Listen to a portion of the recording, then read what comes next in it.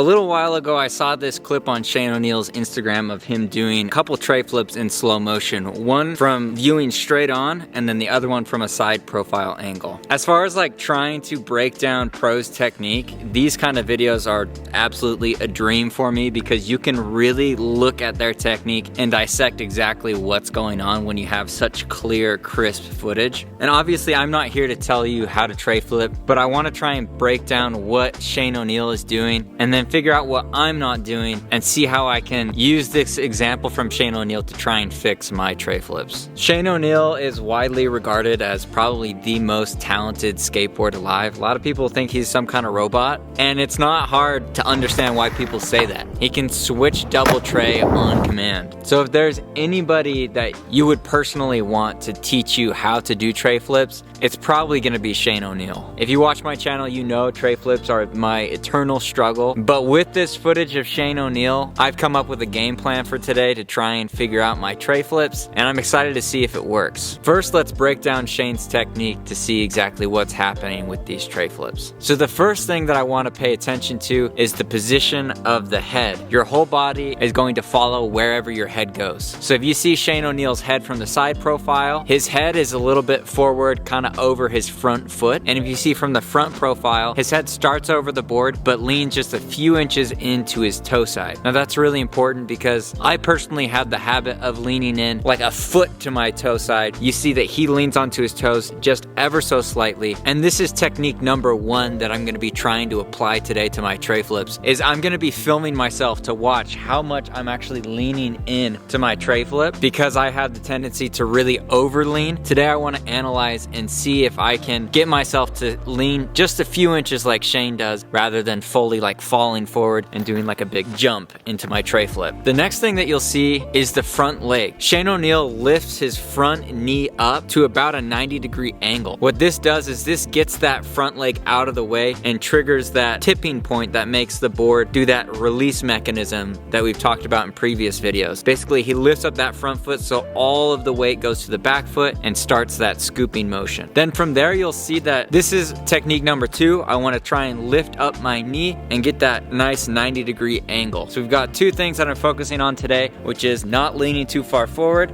and then lifting up that front knee to create the 90-degree angle. The last thing I want to focus on is the scoop. If you watch Shane Oneil's tray flip, you'll notice that the back toe corner of the board is what comes in contact with the ground, and that's what creates the kickflip. You can see it really, really clearly in this footage. A slight angle with all of that pressure really creates the whole tray flip motion. So I'm gonna think to myself, I want to hit that corner on the ground. Now the last thing I want to think about isn't actually from Shane Oneil. It's from a YouTube channel called like Why the Trick or What the Trick, but this guy breaks down the physics of doing tray flips. And one thing that he says a lot of people get stuck on, and I think this is something that I struggle with as well, is when you do your tray flip, you need to jump before you scoop. If you try and scoop while you're jumping, you're just going to trap your energy into the ground. So the key is to get your momentum going up and then scoop the board. You can really see how good of a job Shane Oneil does with this technique of jumping then scooping because he has one of the most floaty tray flips out there. So I know this was a lot of analysis of the trick.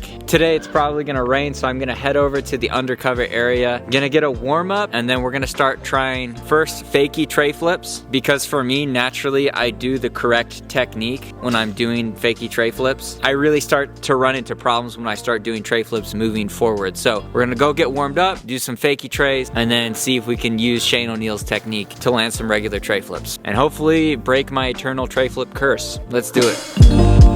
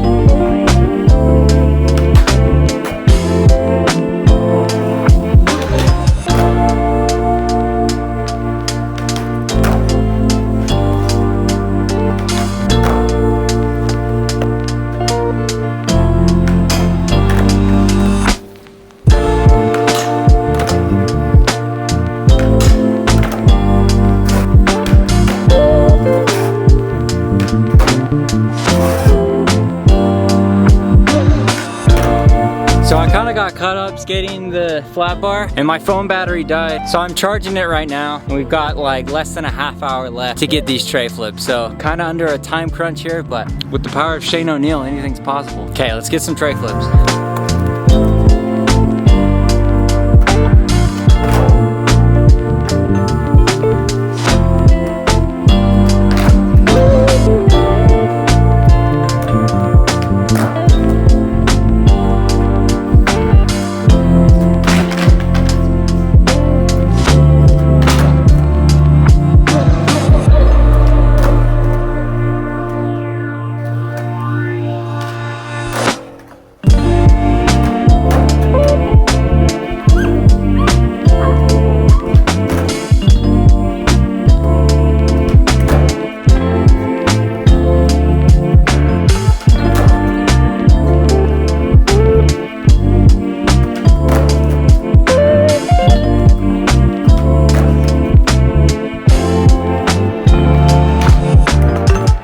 I'll be honest, I'm pretty disappointed with that session. I was able to get a few of those fakey tray flips. A bunch of them were sketchy, maybe like one or two were sort of clean, but I definitely could feel like with the fakey tray flips, how I was able to jump straight up way more easy than I do rolling for regular tray flips. So at least like that's positive. Like I'm kind of getting an idea of how that feels like, but then applying it to rolling straight forward is like a whole nother animal all of its own. One good takeaway from this though is if you watch Shane Oneil, his shoulders are like really open when he does tray flips, and he does like this like spreads his wings kind of thing as he jumps up, and his right arm goes like diagonally forward and his left arm goes diagonally backward. And I was trying to do that and I felt like that did help me stay over the board, but then from there it's just trying to figure out how to flip the board jumping straight up. I know it's hard like breaking the habit of like doing that super over exaggerated like jump 5 feet forward to try and land your tray flip. Like I don't want to be that guy, so I'm like trying to correct my technique as I learn rather than getting even more set in bad habits. One thing I did find though is the idea of like scooping in a J rather than like scooping towards your back, you like scoop back and then slightly forward. And the reason that works is by the time your board actually hits the ground, it's already like twisted sideways. So if you're trying to pop backwards, you're not actually getting any force into the board. So that's why thinking of popping diagonally forward seems to make the tray flip a lot more effortless, because you're popping the board in the path of least resistance, or maybe not the path of least resistance, but in the direction where you can get your foot to actually push the board the most. Whereas if you kick straight backwards, the board starts to spin away from your foot so quickly that it's like you don't really have that much time to affect the board or make it do what you want. So this is one thing I think I'm gonna start focusing on, is really learning to like flick forward so that I can get as much power into the pop with the least amount of effort. Every time I film one of these videos, I have the idea that like, man, today is gonna be the day that tray flips click,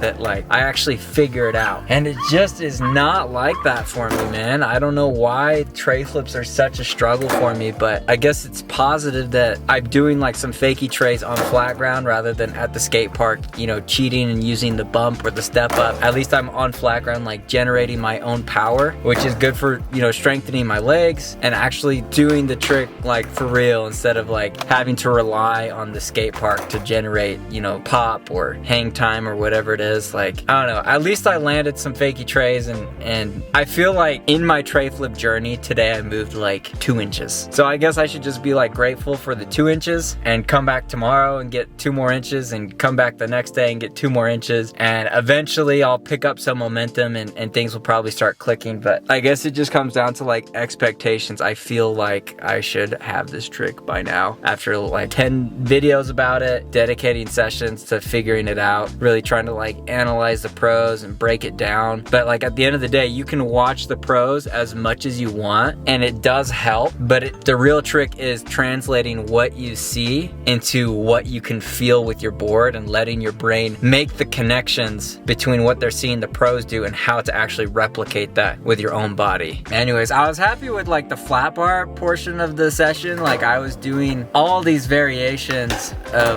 lip slides and board slides and got a few Smiths. It occurred to me that whatever your sliding foot is, the shoulder of your sliding foot really is what dictates whether or not you come out to fakie or regular. And so I was doing like nollie back lip, and I was basically, if you want to come out to regular, you throw your back arm back towards the direction you are coming from while your hips go across, and that'll set you up to come out regular. But if you want to go to fakie, you throw your arm and your back shoulder like behind you, and that'll pull you around to fakie. And it seems like, to me anyways, the pattern is that the arm on the same side as your sliding foot has the power, because if you try guiding it with the arm from the popping foot, it just doesn't work as well. And I think it's because your sliding foot and shoulder go up first when you pop, and so I think that's why whatever side your foot is sliding on, that same shoulder is the one that guides the rotation. So anyways, new concept that I'm going to be playing with. I think it could be really powerful with like 360s. It helped me out with like Smiths. I want to learn feebles, and I think that learning to guide your shoulders with the arm that's on the same side as your sliding foot, I think that's going to be a concept that comes back into play again and again with a lot of different tricks. Is where do you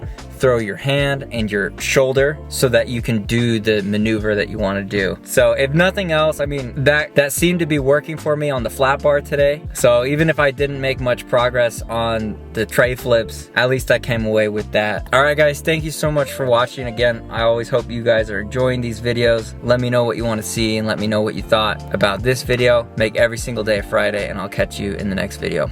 Peace.